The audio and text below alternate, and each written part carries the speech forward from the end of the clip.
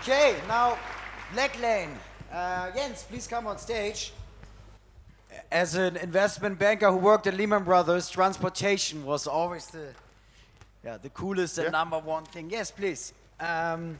So in the world of Uber and taxis and shared driving, Jens, describe a little bit to us Blacklane, which is probably the premium service. I remember you started 10 years ago at some point, and was originally a rocket spin-off, or no? No. But give us a little bit of background. Yeah, no, we started actually 12 years, 12 years ago already, so quite matured.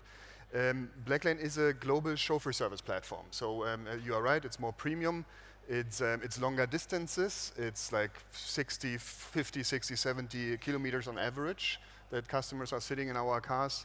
They spend a lot of time in the cars. So it's not airport pickup, it's like from city to city? It's also airport, it's city to city a lot. London is 60 minutes, I guess. Yeah, that's right. And it's a professional service, right? So when you compare us to others, it's professional chauffeurs. We're also investing ourselves a lot in the education of the chauffeurs, in the trainings. It's premium cars, it's very safe. Yeah, we have the safest transportation solution if you compare it to other modes of transportation. And that's what we are. We are global. We are in 50 countries, 250 cities, US being our largest market with 50%. We are German-based, so we started in Germany, but that's only 5%. Oh, really? Yeah. So you're one of the few European companies who made it in the US. Not in Germany. If you make it in the US, you make it everywhere. So is that, I mean, I've so many questions for you. First of all, the chauffeurs, are they on your payroll, or they're independent, or? They're a bit in between. So we are an asset-light company technically, and not having the chauffeurs on our payroll. We are talking about 20,000 chauffeurs worldwide, right? So it would be a big payroll. How many rides you do per month, roughly? You don't communicate those, but we have quadrupled revenues over in 2022 over 2021. We've closed with 200 million in top line last year, and this 200 million revenues is also going well. So that's many rides then. Yeah. But coming back to the payroll question, so our chauffeurs, our partners are actually registered chauffeur services, so they're legal entities. The chauffeurs that they employ are true employees, socially secured and safe and regulated, insured and everything, and that makes us very different. B2B is important to us, so that's obviously also very important for the corporate space, travel agency, airline space, so they really value this differentiation. And in the UK, you're also active in the UK. In the UK, is Addison Lee your main competitor there? Or? It's a part of Addison Lee that deals with premium transportation, is certainly a participant that we see, but they are just UK, right? So we are seeing them. London is our second largest market after New York, so definitely interesting. Is that because you have many of the banks as your customers, and they have operations, offices in London and in New York? You would think so, but also we are actually we have 50% B2C. So individual customers, not affiliated to any corporate or agency or traveling with an airline, they're coming directly to us. But now we are actually moving further into cities. So Blacklane has been a global travel solution in the first 10 years, I would say. Now we go deeper into the city. So what I mean by that is, in Dubai, for instance, we have now built a network of fully electric EQSs. We have 100 of those beautiful EQSs on the street. Was very good for COP28 just now, and then we have roughly 200 chauffeurs on those vehicles. Interestingly, 50% of those are women chauffeurs.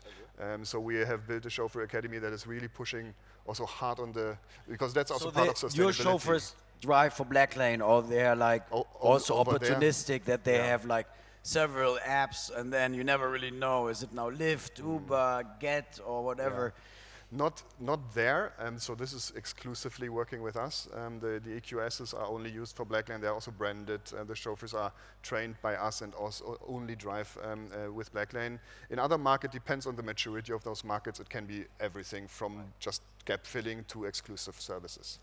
So the space has been a little bit, I remember, I wouldn't say that like the scooter market, but it was hyped.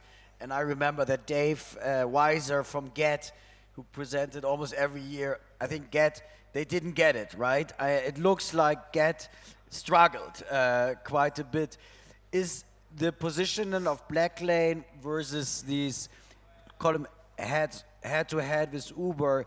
Have you gotten away with it? You made it through COVID because your positioning was more on the premium or is more on the premium side?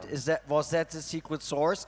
Because 200 million revenues is quite substantial, right?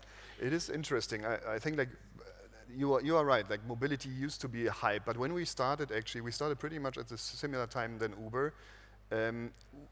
The first 5 years of Blacklane, I was always struggling with this winner takes it all mentality of investors. They said, forget it, Blacklane, you will never make it. I was an investment banker for My Taxi and Free Now, they're called same now. question, right? Fortunately, the speaker had COVID, he couldn't come. And yeah, we were raising money, and while we were on the roadshow, they said, well, Uber just raised 2 billion. How are your 25 million going to compare with that? I said, maybe we need to raise more.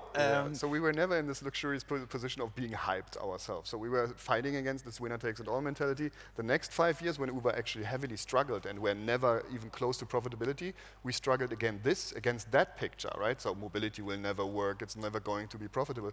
So we were constantly fighting, fighting for money. We never had this position of investors lining up and we could just choose, right? So that made us, I think, stronger because we always had to make sure our business is sustainable, also by unit economics, that it's functioning, it's a healthy business. And then COVID hit.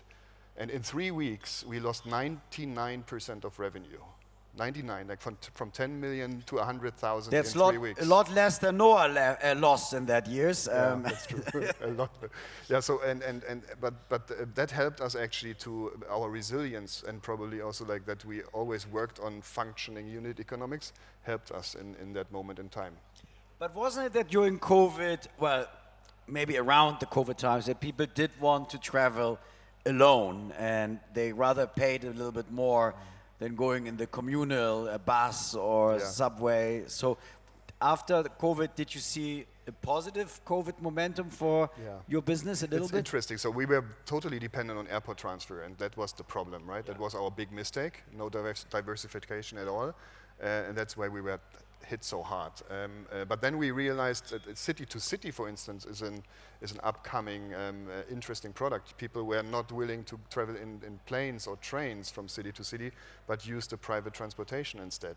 So it's also faster in many cases, it's often faster. It's often even more affordable because you share the car, right, with your company colleagues or with your family or so. You have children and car seats and all that. It's very convenient door to door. Are you in Switzerland yet? Yeah. So we have just launched, actually specifically launched 200 city to city routes, and in Europe there are also plenty. Zurich, so you have Munich. routes. So how much is it? Just looking at my daughter and her student friends, how much is it to go from here to Geneva? Oh, I wouldn't know, actually. Sorry for that.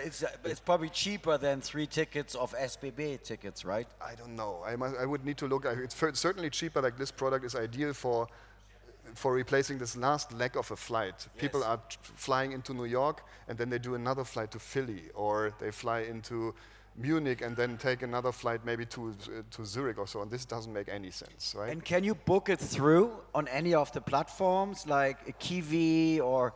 That's a great idea. We are working on that. So that has also been shown as an alternative. Because at the end of the day, city to city is a market-making problem. People don't have this on their radar, that there is such an opportunity, such a solution around. So we need to get where they search for maybe a short-haul flight, and there we need to advertise. Because getting to the airport, getting to the train station, on both ends will be cut out.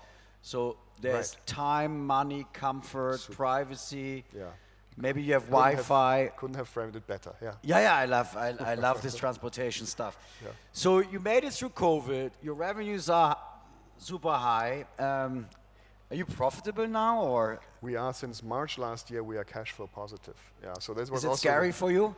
It is so much nicer, I can tell. Like after 11 years of hunting after money, just having it and be independent is such a different story. I can only recommend this. So what is your future then for Blacklane? Are you going to raise money and buy smaller businesses and bring them on your platform? It sounds like it's very much a...